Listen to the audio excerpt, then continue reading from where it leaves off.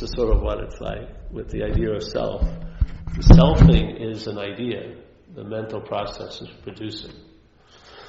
Maybe it's so it can organize what can't be organized. Maybe it can sort of make sense of what it can't make sense of by putting a flag in the middle of the river of life. Yeah, maybe it gets a sense of, all right, if I put the flag there, I can call it a river, and I can see how the river relates to me as the flag. Maybe, who knows? But the point is, you didn't have it when you were a baby. You know? There's tons of research about it. There's no sense of being separate or another when you're a little baby, when your baby is here. And then we grow into it, yeah? There's a growing into this sense, and the mental process gets strong, and it starts thinking from the point of view of being the thinker. And it starts looking at life from the point of view of being the one who has the life, yeah? The one who's living the life. And it starts grabbing more and more of our attention. When you were a kid, you were running around, and when I would be playing when I was a kid, I didn't have a thought about next week. Time hadn't set up yet, so I wasn't worried, will I be playing next week? Because I had no idea of next week, yes?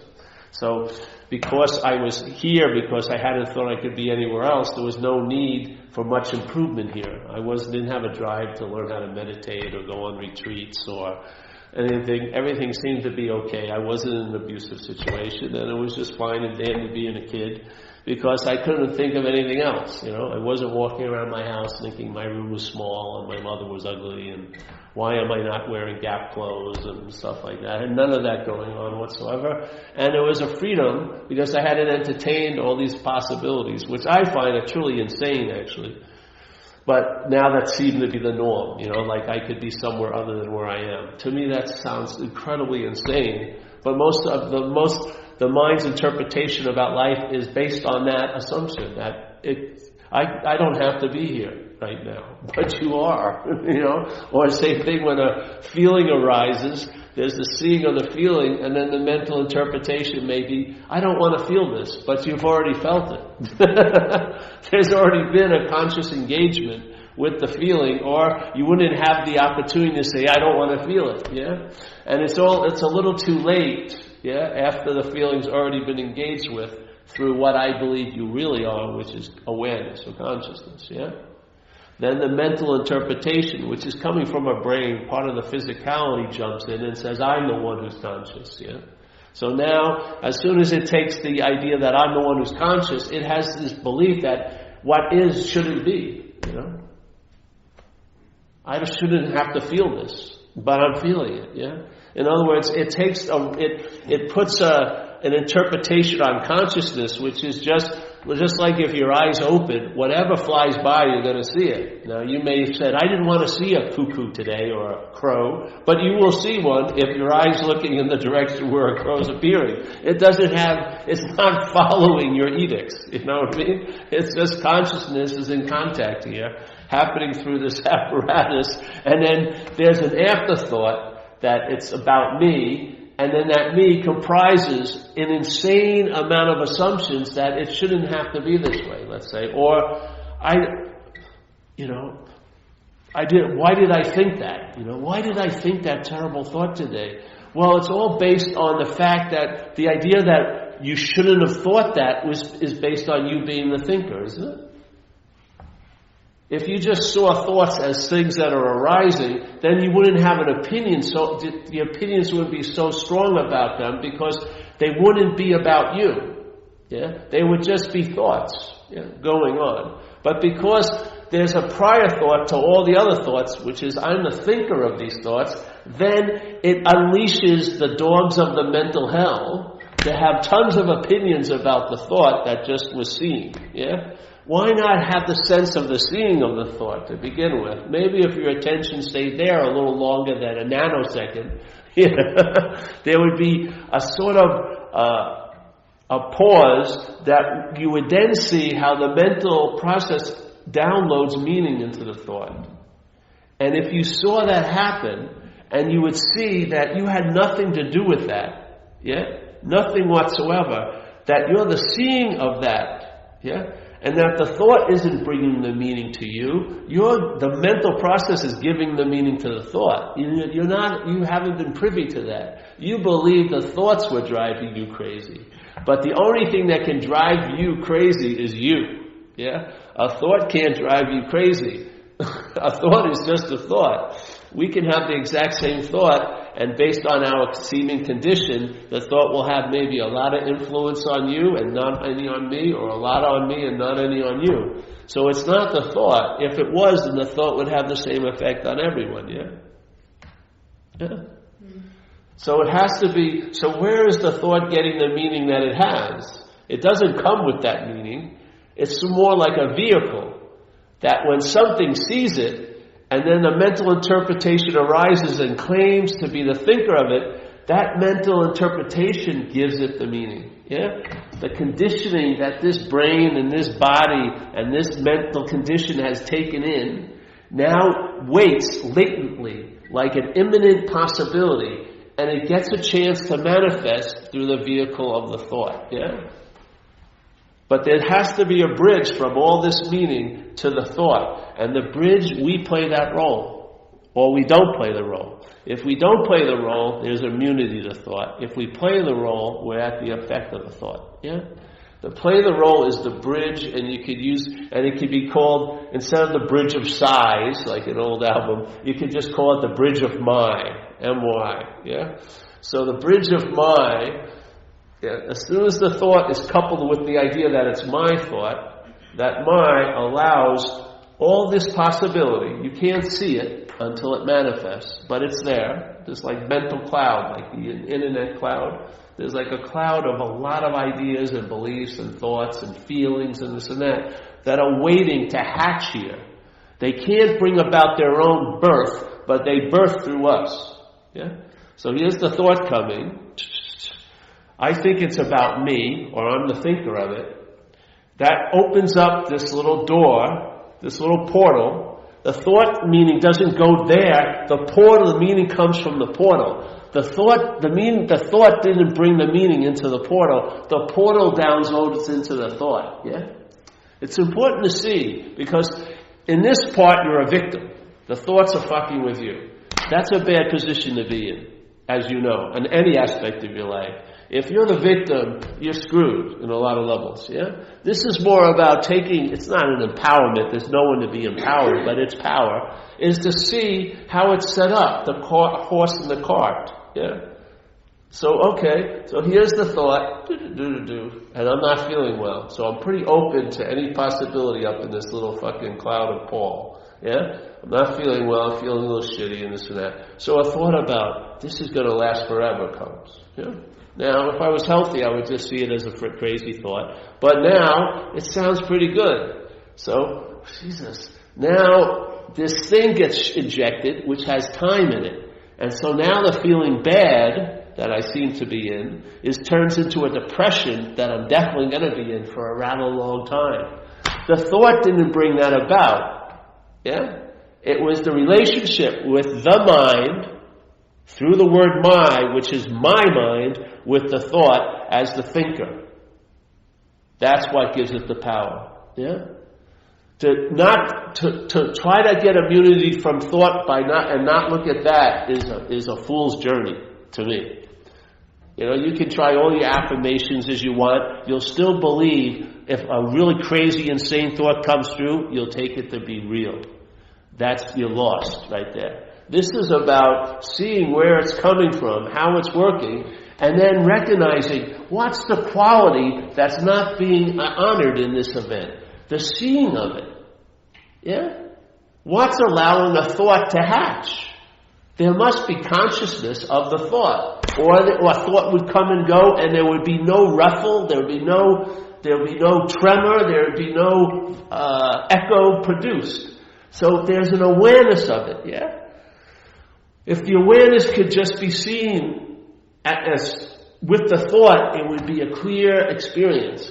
But the awareness gets co-opted by the mental proprietorship.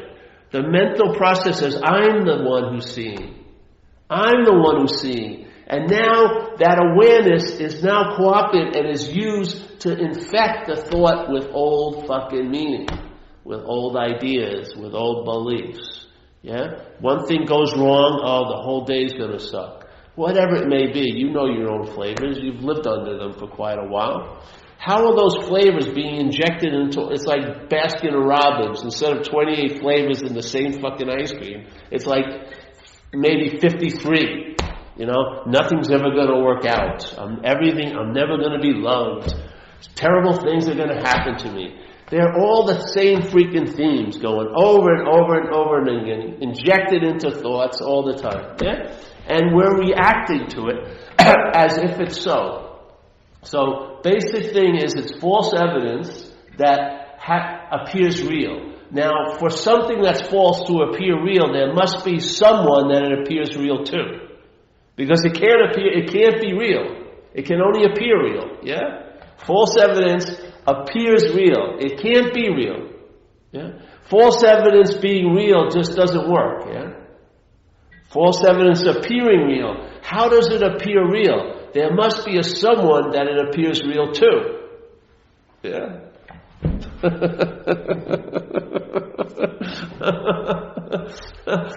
Because you and I can have the same false evidence running in our head, and one day, if you're not feeling well, it will appear real to you. The next day, if you're feeling good, it won't appear real to you. You'll have immunity to it one day, maybe 10 minutes before, 10 minutes later you have no immunity to it. Yeah? So the false evidence needs a someone or something to appear real to. That's what this whole life is about. Everything is seemingly here.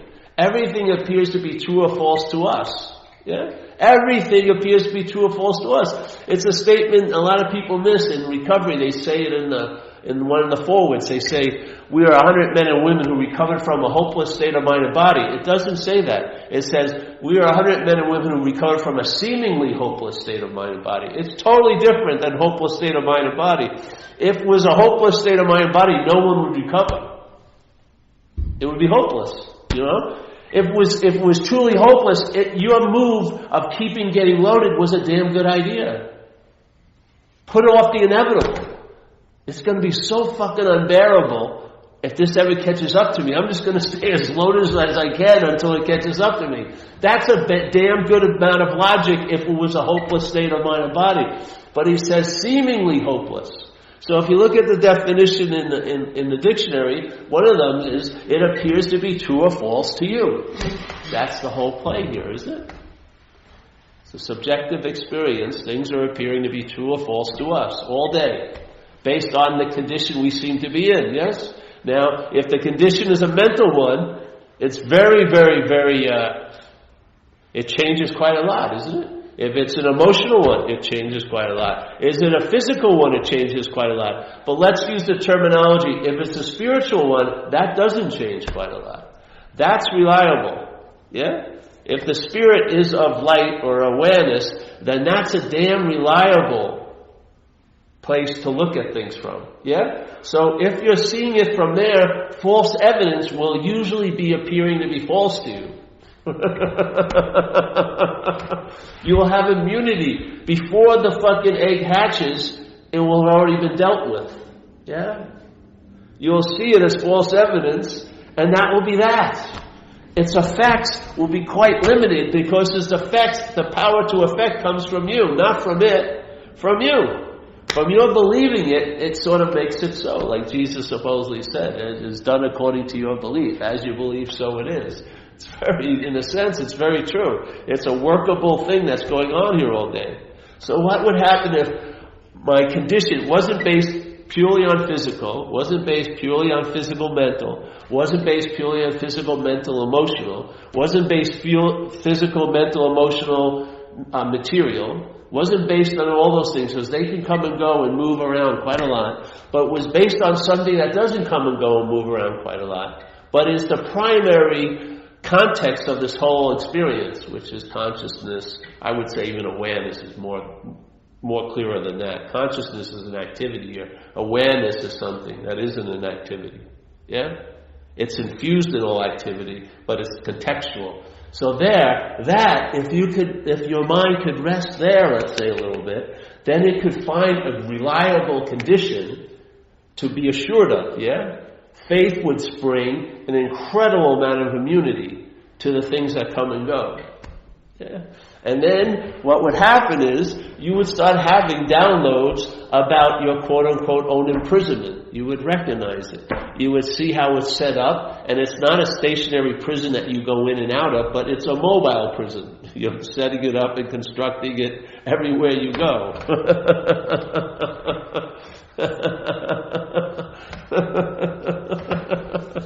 You would see it, and every once in a while, maybe just once, the interest and attention wouldn't be on the mental interpretation that you are finally seeing the truth. It would be on the pure seeing. Yeah? A large part of something in you would finally rest on the true source, the seeing, and it would make a huge effect. It would have a huge effect. Maybe one could just change the calibration of your mind. Maybe you'll have to have free samples and go back and seemingly forth. But maybe one time your mind alights on it and goes, aha, that is what I am. I'm not the physical, I'm not the emotional, I'm not the mental, I'm not the material, I'm not a thing, I'm not of time, I am of that seeing. Yeah? Give up the false sense of being a noun and just indulge in what you truly are, which is the verbing of life, In a complete sense of being that's not in the process of becoming. It's not attempting to culminate anything or reach a crescendo. Basically, its main movement maybe is to express, yeah? So it's not of time, because everything takes time here, because it's beginning, middles, and ends. It doesn't have a beginning, middle, or end. It's complete in and of itself. It's not of time. Wouldn't you like a little bit of that in your life to influence all the comings and goings? All the fluctuations in your mental states, your emotional states, your physical states, your material states, your situational states. Wouldn't you like a little bit of that as an incredible leavening agent? Yeah, where your mind would finally find something that was worthy to rest on. Yeah, so it's in a sense when the mind is been captured by this mental process, you would call some of its activity. Its idea of rest would be obsession with self. That same mind, when resting in this, it's called abidance in the truth. It's so trippy. In spirituality, they call it the abidance in the truth, where you're truly resting in this state of reliability. And then that same energy, if co-opted by the mental process, is called obsession with self. One drives the one crazy. The other shows that there is no one, to be driven crazy. So no matter how much the mind is driving the one crazy, you're not being affected as that one that's being driven crazy. Yeah? You don't have to wait for the mind to finally not drive you crazy. You just realize you're not the one it's driving crazy. Yeah?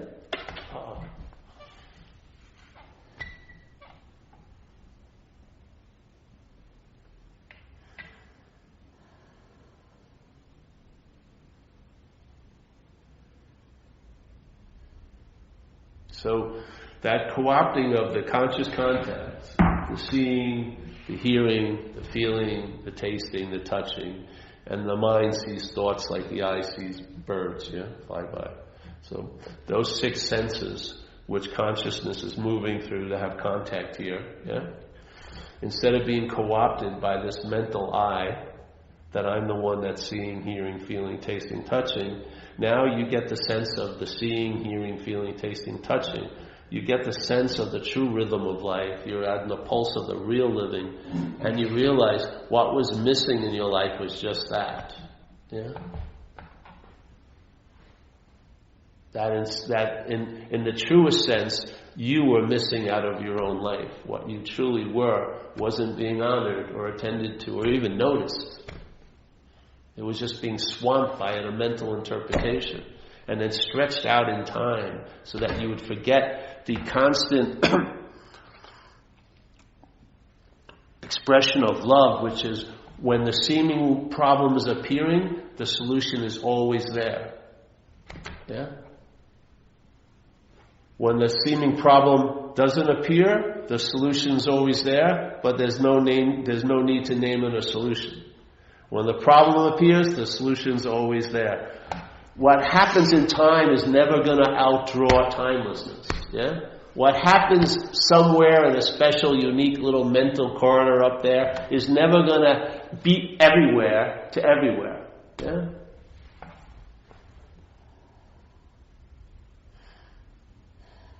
So your head gets calibrated, your mind gets calibrated in a new way. Instead of being interested in all the thoughts that are about you in the past and the future, you're interested in what's happening now. It doesn't take any thought or effort. It's just the interest and attention has gotten off of that dead horse that's romping and galloping in time. What's going to happen to me? What happened to me? What's going to happen to me? It's not going fucking anywhere. It just seems to be galloping here and there. Yeah? You're off the dead horse, and now you're actually living in the one moment that's truly alive, which is now. Yeah? And you're aware of that. You're honoring it. You're on the pulse. You're here. And you have an immunity to there and then. Yes? What's not happening doesn't have the power it used to have to affect you. Because it needs a you to do it. Yeah? There's got to be a you to be affected by what's not happening. Yeah?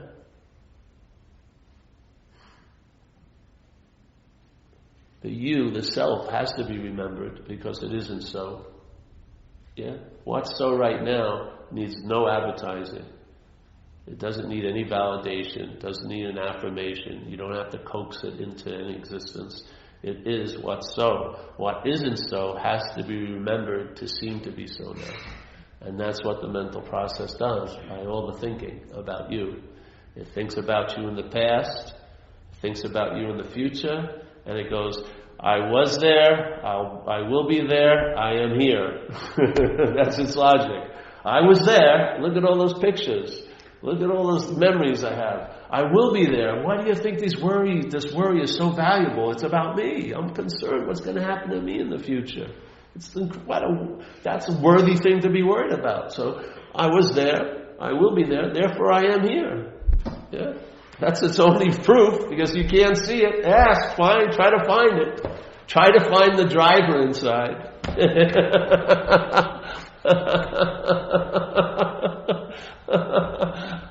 But if you think about you, you'll always find you.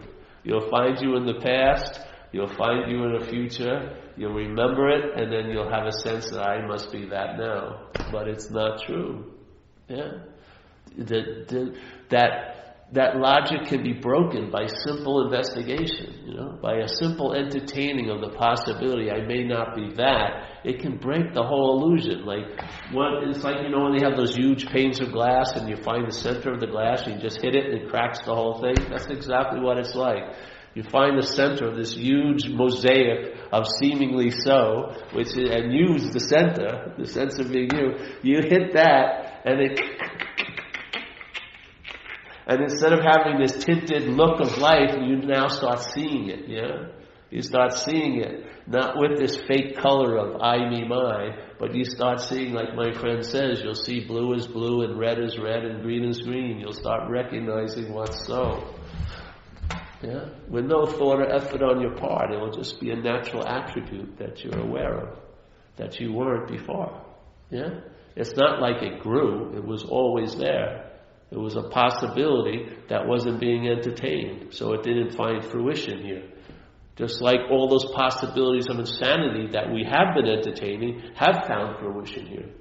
They have had the chance to have an effect, at least on one of us here, at least on this little possibility called this action figure. Yeah, they've had their ability to manifest finally and affect something here. Yeah. What would happen if we entertain other possibilities? Check out their effects. For me, entertaining this possibility, its effect has been long-lasting in this scheme of time, that I have been able to travel lighter over a long period of life. Yeah? Through all the geography that life has in store for us. Yeah? It didn't change the geography, it just allowed me to travel lighter over it all. That's a damn good effect, I'd say. So you know the tree by its fruits. You can't know the tree, but I can see it intimates what it is by how it appears through me, and through others. Yeah. Like joy is just one note out of its huge symphony. When you have unbidden joy arise, it's just one little note out of a huge symphony of possibility of that. When you get these pale reflections, it intimates the source that's unspeakable. And it brings you down to your literal and figurative needs, in a way. And there's an honoring of that which can't be honored in a sense, just...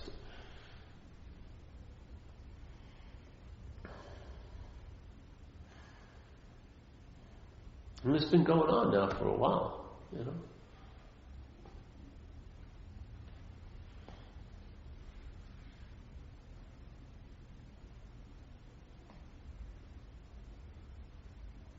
It's sort of could you ever see a movie, you could have a show where they could take a show that was a drama for 10 years and suddenly flip it into a comedy. That's what it's like.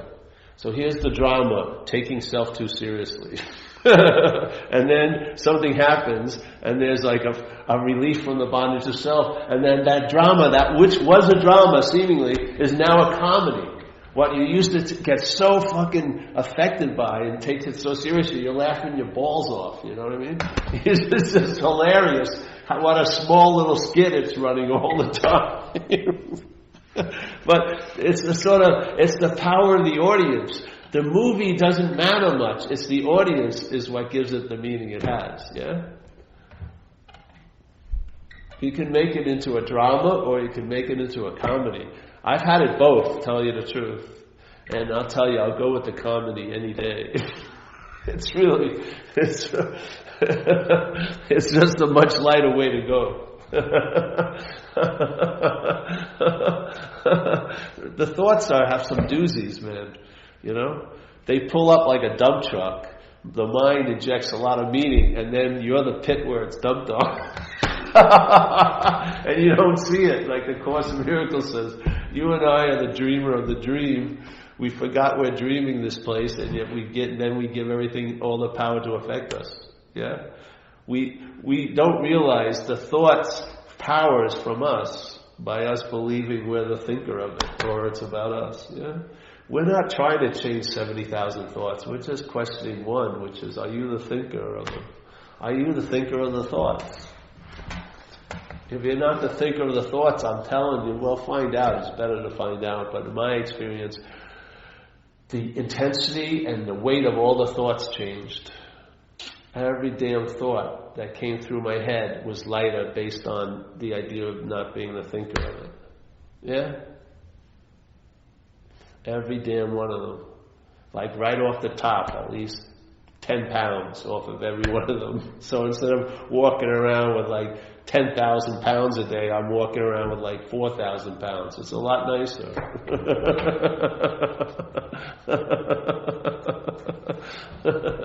Don't you keep the good ones? No. They go out with all the rest. Just let them keep going. But what never changes is the seeing of them. It has just such a long-lasting hit when it finally hits you that I'm that. How could I not be that which is seeing all of this?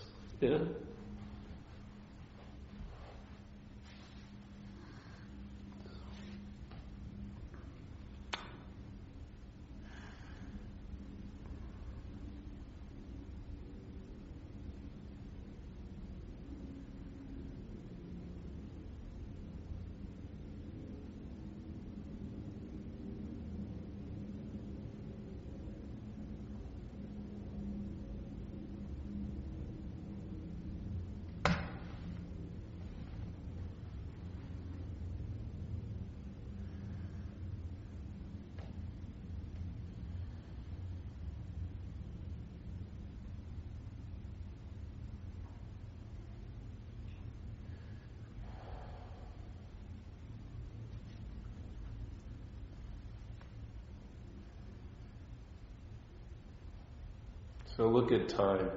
Time.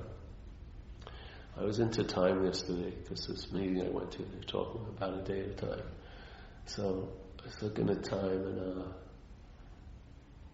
how the idea of time drives us quite a lot here, doesn't it? Yes. In the way the world is set up, but also just in the mental condition. You're always being driven by thoughts that are drenched in time. Yeah? It's very hard to stay with what you're doing because there's always a reason why you need to be doing it, and it should be leading to another point.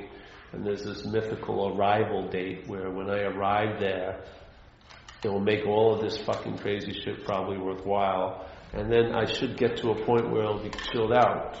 Yeah? That's the point of the arrival. But,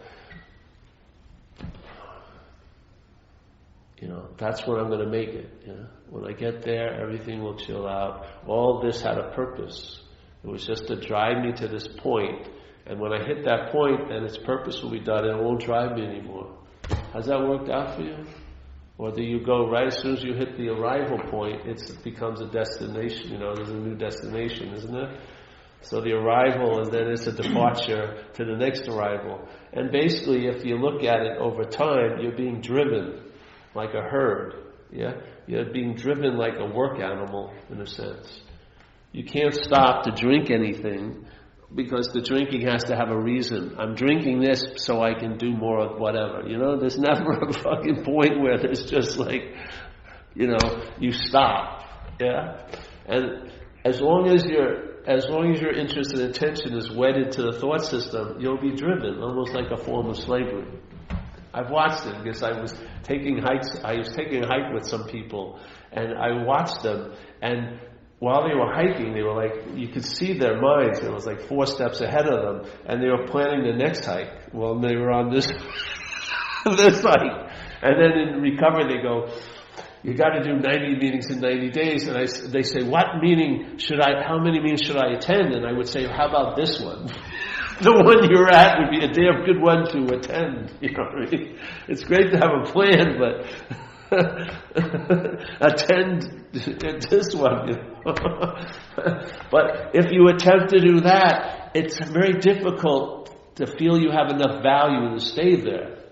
The mind says, no. The mental accountant comes up and starts punching. You're in a debit condition. You've got to do a lot more to feel okay. You can't stop now. You've got to keep going. You know what I mean? Well, you may have bought it a few times, but when you see through it, and all it is about keeping going. It's never about arriving anywhere. Give up that idea. It isn't. It's not about culmination. It ain't. Yeah? It's about acquiring, but it's never satisfaction. It's just another form of addiction, if you watch it. Yeah? And you're not going to get relief from time if there's a reliance on the thought system, because it's drenched in time. It's drenched in, this has to have meaning based on that and that. Yeah? There can't just be an inherent meaning of being okay now. It's more of, I'm doing and I'm going to have to become. Yeah? With this vague sense that you're not enough as is. Yeah? Or it could be a very strong sense, but you're going to leave this point, you're going to constantly want to leave where you are to get somewhere that's better. Yeah, and we're going to take the modality that's offered here, which is doing and having. And the promise is that you will be something. Yeah? Totally negating you are what I would call no thing now, but you will be something that will be much better than no thing. Because at least there'll be you there to be that something.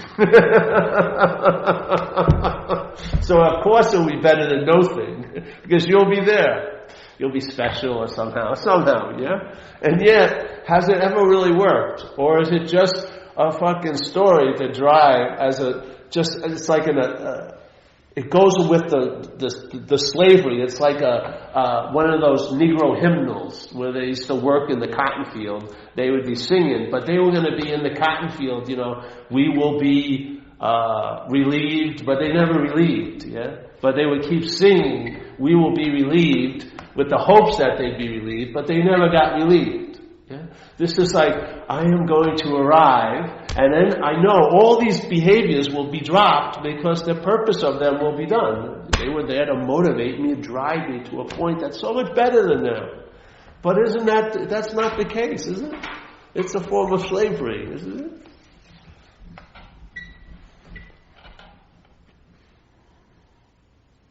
Time has a huge influence in all of us. I don't mean just the clock. We're driven. The mental process is driven constantly with this thing called, it's an aspect of its own mechanism called time. Yeah? And yet, all of its promises of you're going to put it all down and you're going to really rest and you're going to when you arrive, that will be it. It will be done and everything will be different is just a fucking story.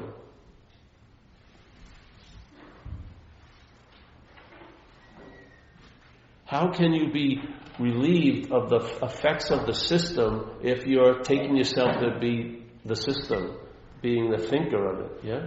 How are you going to get relieved of all of the thought system's effects if you're an effect of the thought system? How can you expect to get freedom from self as a self? Can you expect to find the Buddha with the Buddha? To find the mind with the mind, to find the light with the light. On the opposite, how are you going to get out of self as a self?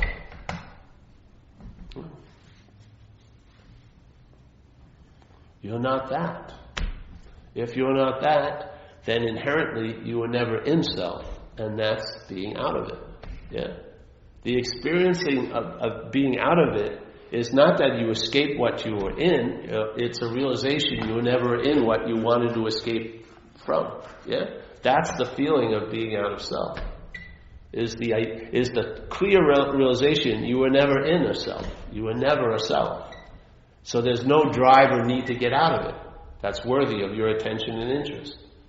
The drives will keep coming up, the mental process will keep on keeping on, but it won't be worthy of your interest anymore. Your interest will have gone to different greener pastures. Yeah?